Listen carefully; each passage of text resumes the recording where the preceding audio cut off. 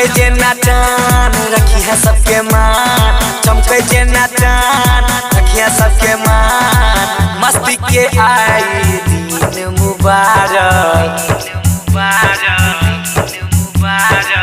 बउआ जन्मदिन मुबारक, बउआ जन्मदिन मुबारक, बउआ जन्मदिन मुबारक।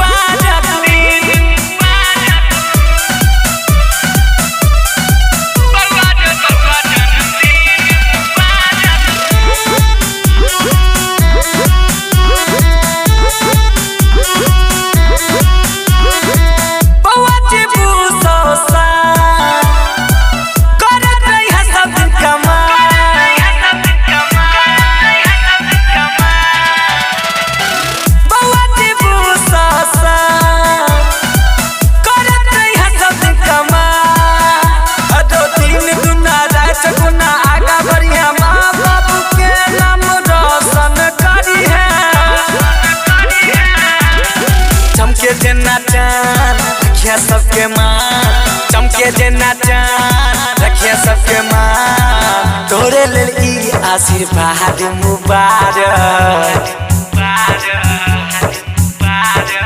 बउआ जन्मदिन मुबारक, बउआ जन्मदिन मुबारक, बउआ जन्मदिन मुबारक।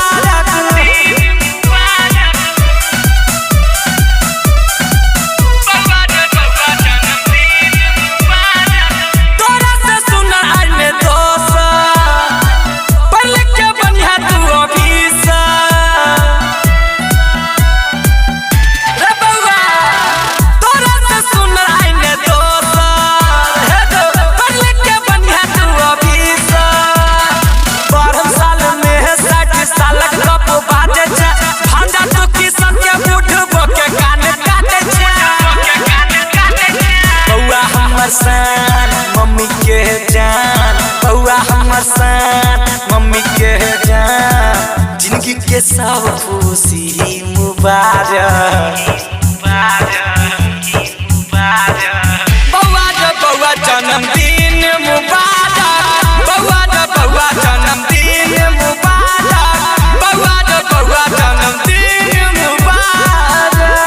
सबसे सुंदर आई एहन दिन एलोया, मामा तोहर तोरा से मिलो एलोया।